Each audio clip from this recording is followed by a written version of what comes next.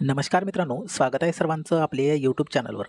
मित्रांनो, आजच्या या सेशनमध्ये आपण RRB ग्रुप डी म्हणजेच रेल्वे भरती 2025 यांचे पेपर सुरू आहेत. मित्रांनो, 29 डिसेंबर 2025 म्हणजेच आज रोजी झालेला पेपर. या पेपरमधील मित्रांनो आपण GK GS आणि सोबतच करंट अफेअर्सवरचे प्रश्न पाहणार आहोत. कशा पद्धतीने परीक्षेला प्रश्न विचारले जात आहेत, किती प्रश्नांचे अचूक उत्तर आपल्याला देता आले आणि मित्रांनो पेपर पॅटर्न सेम आहे की बदलला आहे, हे या ठिकाणी आपल्याला आजच्या सेशनवरून लक्षात येईल. ज्याही विद्यार्थी मित्रांचा RRB ग्रुप डीचा पेपर बाकी आहे त्यांच्यासाठी हा सेशन अतिशय महत्त्वाचा आहे, कारण आपल्याला आयडिया येईल की प्रश्न कशा पद्धतीने परीक्षेला विचारले जात आहेत. मित्रांनो, अशाच टाईपचे प्रश्न RRB NTPCला पण येणार, कारण मित्रांनो RRB ग्रुप डी या पेपरमध्ये जास्तीत जास्त करंट अफेअर्सवरचे प्रश्न परीक्षेला विचारले जात आहेत. त्याच उद्देशाने हा पेपर NTPCसाठी सुद्धा महत्त्वाचाच असणार आहे, कारण आपल्याला या ठिकाणी महत्त्वाचेच प्रश्न विथ एक्सप्लेन म्हणजेच मित्रांनो प्रत्येक प्रश्नांचं सखोल एक्सप्लेनेशन आपल्याला या ठिकाणी पाहायला मिळणार आहेत. व्हिडिओ आवडल्यास व्हिडिओला लाईक करायचा आहे, सोबतच व्हिडिओची लिंक आपल्या मित्रांपर्यंत शेअर करायचं आहे. आणि तुम्ही जर आपल्या या चॅनलवरती नवीन असाल किंवा आपल्या चॅनलला अजूनही सबस्क्राईब केलं नसेल तर चॅनलला सबस्क्राईब करायचं आहे. तुम्हाला दररोज आपल्या या चॅनलवरती फ्रीमध्ये सखोल एक्सप्लेनेशन सोबतच शिकायला मिळणार आहेत मित्रांनो. ठीक आहे, प्रत्येक प्रश्नांचं सखोल विश्लेषण आपण या ठिकाणी केलेलं आहे. मग या ठिकाणी आपल्याला स्क्रीनवरती पहिलाच प्रश्न दिसतोय मित्रांनो. काय विचारलं होतं परीक्षेला, तर बघा, उपराष्ट्रपती CP राधाकृष्णन यांनी प्रकाशित केलेले India economic empowerment in the Modi era हे पुस्तक कोणी लिहिले आहेत? तर मित्रांनो या ठिकाणी आपल्या या प्रश्नाचं उत्तर पर्याय ए मध्ये पाहायला मिळतो. डॉक्टर सिकंदर कुमार यांनी हे पुस्तक लिहिले आहे. मित्रांनो, पुस्तकांचं नाव लक्षात ठेवा, India economic empowerment in the Modi era. हे या ठिकाणी आपल्या प्रश्नाचं डॉक्टर सिकंदर कुमार हे उत्तर आहेत. ओके, आणि प्रकाशित कोणी केले तर उपराष्ट्रपती CP राधाकृष्णन यांनी प्रकाशित केलेले आहेत. महत्त्वाचा प्रश्न आहे, लक्षात ठेवा. आता या ठिकाणी आपल्याला स्पष्टीकरणामध्ये काय दिलेलं आहे बघा, हे पुस्तक पंतप्रधान मोदी यांच्या कार्यकाळातील भारताच्या आर्थिक प्रगतीवर भाष्य करते. हिमाचल प्रदेश विद्यापीठाचे माजी कुलगुरू आणि राज्यसभा सदस्य डॉक्टर सिकंदर कुमार यांनी यांचे लेखन केले आहेत. या पुस्तकाचे प्रकाशन महाराष्ट्राचे राज्यपाल आणि तत्कालीन कार्यभार सांभाळणारे CP राधाकृष्णन यांच्या हस्ते झाले आहेत. महत्त्वाचे प्रश्न आहे आणि महत्त्वाचेच पॉईंट आपण या ठिकाणी घेतलेले आहेत. मित्रांनो, व्हिडिओ शेवटपर्यंत बघायचा आहे. आपल्याला या ठिकाणी सखोल विश्लेषणासह प्रत्येक प्रश्नांचं उत्तरं बघायचं आहेत. आता याच्यानंतर पुढचा प्रश्न बघा, काय विचारलं होतं की राष्ट्रपती द्रौपदी मुर्मू यांनी अलीकडेच संविधानाच्या नवीन आवृत्तीचे प्रकाशन कोणत्या भाषेत केले, ज्यामुळे ती संवैधानिक भाषांपैकी एक बनली आहेत? मित्रांनो, या प्रश्नाचं उत्तर काय असणार आहे? पर्याय C, संथाली. ठीक आहे, महत्त्वाचे पॉईंट आपण स्पष्टीकरणामध्ये क्लिअर करूया. बघा काय दिलेलं आहे, तर संथाली भाषा ही भारतीय संविधानाच्या 8व्या अनुसूचीतील 22 भाषांपैकी एक आहे. ही आवृत्ती ओल चिकी लिपीमध्ये प्रकाशित करण्यात आली आहेत. आदिवासी समुदायांपर्यंत संविधानाचा प्रसार करणे हा यामागचा उद्देश आहे. महत्त्वाचे प्रश्न आहे, लक्षात ठेवायचा आहे मित्रांनो. याच्यानंतर पुढचा प्रश्न बघा, काय विचारलं होतं आपल्याला परीक्षेला, तर ब्राझीलने 2025च्या ब्रिक्स शिखर परिषदेचे अध्यक्षपद कोणत्या देशाला सोपवले होते? तर मित्रांनो या ठिकाणी आपल्या प्रश्नाचं अचूक उत्तर पर्याय D मध्ये पाहायला मिळतो, भारत. ठीक आहे, आता यावरचे जे महत्त्वाचे पॉईंट आहे ते आपण स्पष्टीकरणात क्लिअर करूया. बघा काय दिलेलं आहे का, नियमानुसार 2025चे अध्यक्षपद ब्राझीलकडे होते, परंतु काही कारणांमुळे ब्राझीलने हे पद भूषवण्यास असमर्थता दर्शवली. त्यानंतर हे अध्यक्षपद भारताकडे सोपवण्यात आले आहेत. ब्रिक्स याचा फुल फॉर्म लक्षात ठेवा मित्रांनो. ब्रिक्समध्ये किती सदस्य देश आहे तर बघू शकता, ब्राझील, रशिया, भारत, चीन आणि दक्षिण आफ्रिका यांचा हा समूह आहे. आता नवीन देशही याच्यामध्ये सामील झालेले आहेत. लक्षात ठेवा कोणता देश सामील झालेला आहे ते. ओके, याच्यानंतर आपल्याला पुढचा प्रश्न बघायचा आहे. काय दिलेला आहे बघा, भारत आणि कोणत्या देशांमध्ये एकता 2025 हा संयुक्त नौदल सराव पार पडला? मित्रांनो या प्रश्नाचं उत्तर काय असणार आहे? पर्याय B मध्ये पाहायला मिळतो, मालदीव. ओके, आता यावरचे जे महत्त्वाचे पॉईंट आहे ते आपण स्पष्टीकरणात क्लिअर करूया. बघा काय दिलेलं आहे, तर हा सराव भारत आणि मालदीव यांच्यातील द्विपक्षीय लष्करी सहकार्य मजबूत करण्यासाठी आयोजित केला जातो. यात प्रामुख्याने डायव्हिंग आणि स्पेशल ऑपरेशन्सवर लक्ष केंद्रित केले जाते, हे या ठिकाणी महत्त्वाचे पॉईंट आपल्याला लक्षात ठेवायचं आहे. याच्यानंतर करंट अफेअर्सवरचा प्रश्न होता मित्रांनो, बघा सय्यद मुश्ताक अली ट्रॉफी 2025 म्हणजेच 18वी आवृत्ती खालीलपैकी कोणत्या संघाने जिंकली? तर मित्रांनो या ठिकाणी आपल्या प्रश्नाचं अचूक उत्तर पर्याय सी मध्ये पाहायला मिळतो. झारखंड यांनी सय्यद मुश्ताक अली ट्रॉफीची 18वी आवृत्ती ही या संघाने जिंकली आहेत. मित्रांनो 2025 मध्ये झालेली ही स्पर्धा आहे. आता यावरचे जे महत्त्वाचे पॉईंट आहे ते आपण या ठिकाणी स्पष्टीकरणामध्ये क्लिअर करूया. बघा, झारखंडने अंतिम सामन्यात विजय मिळवून पहिल्यांदाच विजेतेपद पटकावले आहेत. सय्यद मुश्ताक अली ट्रॉफी ही भारतातील T20 क्रिकेटची देशांतर्गत महत्त्वाची एक स्पर्धा आहे. ओके, मग या झारखंडचे कर्णधार कोण होते? तर लक्षात ठेवा ईशान किशन हे कर्णधार होते. ओके, आता यानंतर पुढचा प्रश्न बघायचा आपल्याला. काय विचारलं होतं परीक्षेला? महत्त्वाचेच प्रश्न असणार आहे. प्रश्न असा आहे मित्रांनो की आशिया power index 2025, Asia power index 2025 मध्ये भारताचा क्रमांक कितवा आहे? तर या प्रश्नाचं उत्तर काय असणार आहे? तर मित्रांनो पर्याय ए मध्ये पाहायला मिळतो 3रा. ओके, आता यावरचे जे महत्त्वाचे पॉईंट आहे आपण स्पष्टीकरणात बघूया. बघा काय दिलेलं आहे की लोव्ही इन्स्टिट्यूटद्वारे हा निर्देशांक जाहीर केला जातो. कोणाद्वारे? तर लोव्ही इन्स्टिट्यूटद्वारे हा निर्देशांक जाहीर केला जातो. तर मित्रांनो भारताने जपानला मागे टाकून 3रे स्थान पटकावले आहेत. कोणाला मागे टाकले? जपानला मागे टाकून भारताने हे 3रे स्थान पटकावले आहेत. तर प्रथम कोणता देश आहे? तर अमेरिका, आणि दुसऱ्या स्थानावर आहे मित्रांनो चीन. लक्षात ठेवा हे तिन्ही देश आपल्याला या ठिकाणी परीक्षेला प्रश्न यावरती विचारले जाऊ शकतात. ठीक आहे, याच्यानंतर महत्त्वाचा प्रश्न म्हणजेच करंट अफेअर्सवरचा आहे. तर काय दिलेलं आहे बघा, 2026च्या पुरुष T20 विश्वचषकाचे ब्रँड अँबॅसेडर म्हणून कोणाची नियुक्ती करण्यात आली आहे? तर लक्षात ठेवा या प्रश्नाचं उत्तर पर्याय बी मध्ये पाहायला मिळतो. रोहित शर्मा यांची 2026च्या पुरुष T20 विश्वचषकामध्ये ब्रँड अँबॅसेडर म्हणून त्याची नियुक्ती करण्यात आली आहे. आता 2026 मध्ये T20 वर्ल्ड कप हे होणार आहेत. ठीक आहे, आता यावरचे जे महत्त्वाचे पॉईंट आहे ते आपण स्पष्टीकरणात बघायचं आहे. बघा 2026चा T20 विश्वचषक भारत आणि श्रीलंका या संयुक्त विद्यमाने आयोजित केला जाणार आहेत. म्हणजे काय? तर ही जी स्पर्धा आहे मित्रांनो ही भारत आणि श्रीलंका या दोन देशांमध्ये होणार आहेत.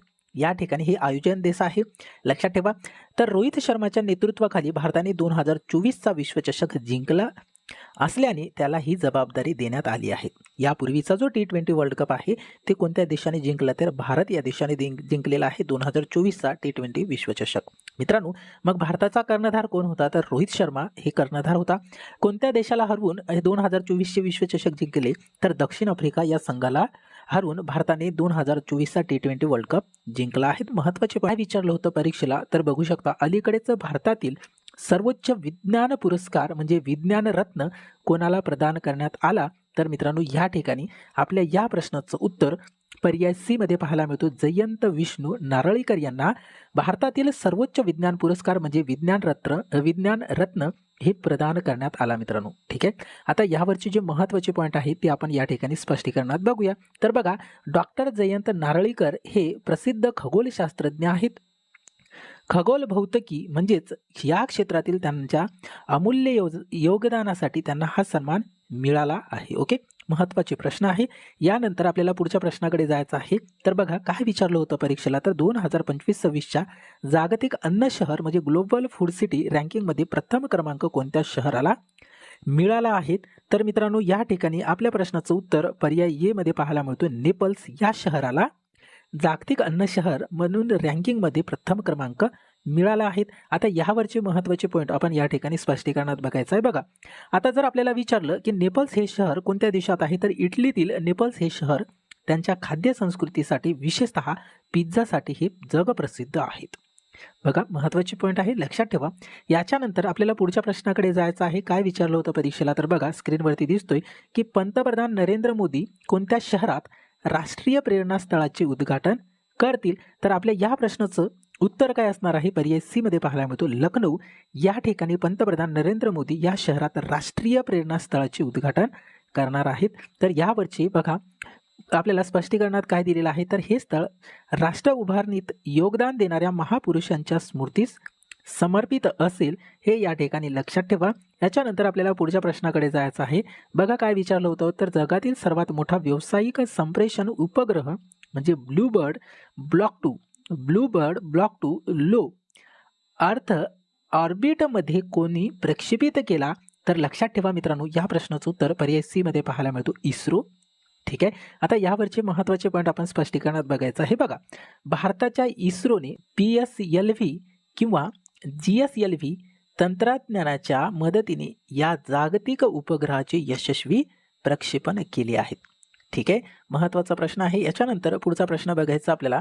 काय विचारलं होतं परीक्षेला? तर बघा, महिलांना भेडसावणाऱ्या समस्यांवर संशोधनासाठी NCW ने कोणती फेलोशिप सुरू केली आहेत? तर मित्रांनो, काय असणार आहे या प्रश्नाचं उत्तर? पर्याय बी मध्ये पाहायला मिळतो, शक्ती स्कॉलर्स. हे या ठिकाणी महिलांना भेडसावणाऱ्या समस्यावर संशोधनासाठी NCW ने फेलोसॉफी सुरू केली आहेत. ओके. आता यावरची महत्त्वाची पॉईंट आपण बघूया विश्लेषणामध्ये. बघा, राष्ट्रीय महिला आयोग, यालाच आपण NCW म्हणतो, द्वारे महिलांच्या सामाजिक आणि आर्थिक समस्यांवर सखोल संशोधन करण्यासाठी ही फेलोशिप दिली जाणार आहेत. ओके. यानंतर आपल्याला पुढचा प्रश्न बघायचा आहे. काय विचारलं होतं? तर बघा, प्रश्न असा होता मित्रांनो की सनातन संस्कृतीची अटल दृष्टी या पुस्तकाचे लेखक कोण आहेत? तर मित्रांनो, काय असणार आहे या प्रश्नाचं अचूक उत्तर? तर पर्याय सी मध्ये पाहायला मिळतो, वासुदेव देवनानी हे सनातन संस्कृतीची अटल दृष्टी या पुस्तकाचे लेखन केले आहेत. ओके. आता बघा, विश्लेषणामध्ये काय दिलेलं आहे आपल्याला? तर वासुदेव देवनानी हे राजस्थान विधानसभेचे विद्यमान अध्यक्ष आहेत. लक्षात ठेवा, हे पुस्तक भारतीय संस्कृतीच्या मूल्यांवर आधारित आहे.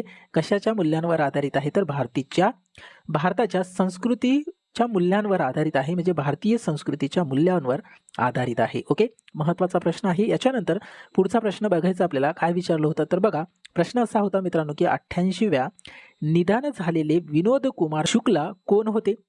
मित्रांनो, 88व्या वर्षी ज्यांचं निधन झालं ते विनोद कुमार शुक्ला हे कोण होते? तर लक्षात ठेवा, या प्रश्नाचं अचूक उत्तर आपल्याला पर्याय बी मध्ये पाहायला मिळतो, ज्येष्ठ साहित्यक होते.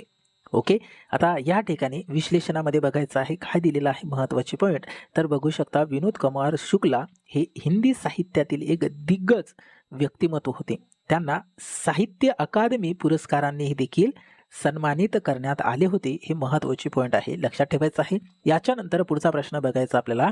काय विचारलं होतं परीक्षेला? तर बघा, भारतीय तटरक्षक दलाने म्हणजे ICG याने पहिले प्रदूषण नियंत्रण जहाज समुद्र प्रताप कोणत्या राज्यात सुरू केले? तर मित्रांनो, या ठिकाणी आपल्या प्रश्नाचं अचूक उत्तर पर्याय डी मध्ये पाहायला मिळतो, गोवा. या राज्याने सुरू केलेलं आहे की भारतीय तटरक्षक दलाने पहिले प्रदूषण नियंत्रण जहाज या राज्यात समुद्र प्रताप हे या राज्यात सुरू केले गेले आहेत. ओके. यावरचे महत्त्वाचे पॉईंट आपल्याला विश्लेषणामध्ये बघायचं आहे. काय दिलेलं आहे? बघा, हे जहाज समुद्रातील तेलगळती आणि प्रदूषण रोखण्यासाठी अत्यंत आधुनिक तंत्रज्ञानाने सज्ज आहे. लक्षात ठेवा. यानंतर आपल्याला पुढचा प्रश्न बघायचा आहे. बघा, काय विचारलं होतं? तर मित्रांनो, MYAS च्या इंटर्नशिप धोरणाअंतर्गत दरवर्षी किती इंटर्नशिप दिल्या जातील? तर मित्रांनो, काय असणार आहे या प्रश्नाचं उत्तर? तर आपल्याला पर्याय बी मध्ये पाहायला मिळतो, 452.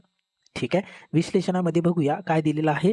तर या ठिकाणी आपल्याला फुल फॉर्म पण विचारले जाऊ शकतात मित्रांनो, MYAS चा. तर लक्षात ठेवा, याचा मराठीत अर्थ होतो मित्रांनो, युवा व्यवहार आणि क्रीडा मंत्रालयाने म्हणजे ministry of youth affairs and sports युवकांना प्रशासकीय कामाचा अनुभव मिळावा यासाठी ही योजना आखली आहेत. ठीक आहे. यानंतर पुढचा प्रश्न बघायचा आपल्याला. काय विचारलेला आहे? तर बघा, या ठिकाणी प्रश्न असा आहे मित्रांनो की MAVEN म्हणजेच याचा फुल फॉर्म लक्षात ठेवू शकता, मार्स ॲटमॉस्फिअर अँड व्होल्टाईल इव्होल्युशन मोहीम कोणत्या अंतराळ संस्थेने सुरू केली? तर मित्रांनो, काय असणार आहे या प्रश्नाचं अचूक उत्तर? आपल्याला पर्याय सी मध्ये पाहायला मिळतो, नासा. या अंतराळ संस्थेने सुरू केलेली आहे मार्स ॲटमॉस्फिअर अँड व्होल्टाईल इव्होल्युशन. ठीक आहे. आता ह्यावरचे महत्त्वाचे पॉईंट आपण स्पष्टीकरणात बघूया. बघा, ही जी मोहीम आहे ही मंगळ ग्रहाच्या वातावरणाचा आणि तिथल्या बदलांचा अभ्यास करण्यासाठी अमेरिकेच्या नासा या संस्थेने आखली आहेत. ठीक आहे. महत्त्वाचा प्रश्न आहे. याच्यानंतर आपल्याला पुढचा प्रश्न बघायचा आहे. काय दिलेला आहे? बघा, की भ्रष्टाचाराविरुद्ध संयुक्त राष्ट्राच्या अधिवेशनातील म्हणजे UNCAC 11वी राज्य पक्ष परिषद कोणत्या देशात आयोजित करण्यात आली? तर मित्रांनो, या ठिकाणी आपल्या प्रश्नाचं उत्तर पर्याय बी मध्ये पाहायला मिळतो, कतार. ठीक आहे. विश्लेषणामध्ये बघू काय दिलेलं आहे महत्त्वाचे पॉईंट. तर या ठिकाणी जागतिक स्तरावर भ्रष्टाचार रोखण्यासाठी आणि पारदर्शकता आणण्यासाठी कतारची राजधानी दोहा येथे ही महत्त्वाची बैठक पार पडली. लक्षात ठेवा कतारची राजधानी कोणती आहे तर दोहा ही आहे, लक्षात ठेवायचं आहे.